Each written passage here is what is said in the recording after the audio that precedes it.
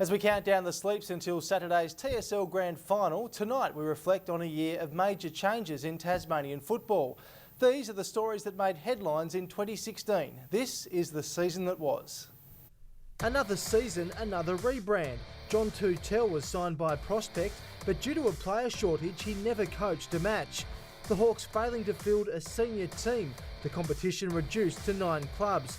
Clarence began the year with a fresh look. Ian Callanan returned home from Adelaide as Trent Bartlett signed on as coach. But tragically, assistant Ian Moose Perry passed away during a pre-season camp. Launceston heralded the signing of Sam Lonigan, but his return to the Blues was short-lived. For his part in Essendon's supplement saga, the former Bomber was suspended for the entire season, Chris Hills becoming the club's caretaker coach. The big hits kept coming. Tasmanian Football Council boss Barry Gibson and TSL General Manager Sean Young quit their posts, but the biggest resignation of all was still to come. I acknowledge that the time is right, for me personally and also for the organisation. AFL heavyweight Travis Old's businessman brother Rob was appointed Tasmania'S new CEO. The role for me was incredibly attractive. But his appointment didn't come without its critics. Why do I get the feeling that the AFL has shafted Tasmania once more? One of Old's first tasks was revealing Simon Garlick's findings following his investigation into Tasmanian football. The report that's been shared publicly today captures all of the key areas and all of the key intentions from within. Carl Saunder was named Sean Young's replacement, with Jackson Hills filling Barry Gibson's shoes. Former Adelaide Crow Sam Siggins signed with his old club Lauderdale, but things quickly went pear-shaped. A very public falling out with coach Darren Winter saw him walk out on the Bombers. I feel like the weight's off my shoulders. It's been a tough period. Sam quit halfway through, pretty much on his best mates, and if he thinks that they don't understand, he's correct. They don't understand.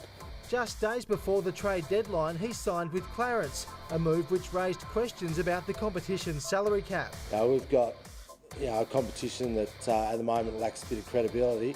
On field, the Roos took until round 5 to register their first win, as the Tigers secured their first ever victory away from home. Anzac Day,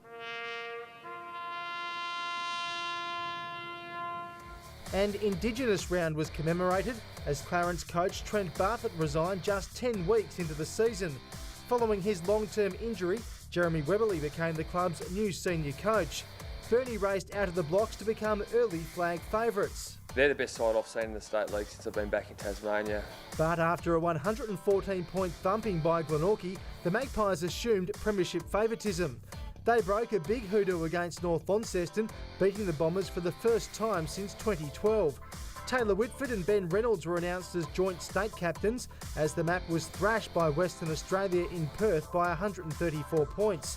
After missing the rep game due to work commitments, in July Jay Bowden booted 12 against Hobart City, equalling the competition's goal-kicking record. In round 17, Lauderdale and the Demons played out a draw, just the second in TSL history.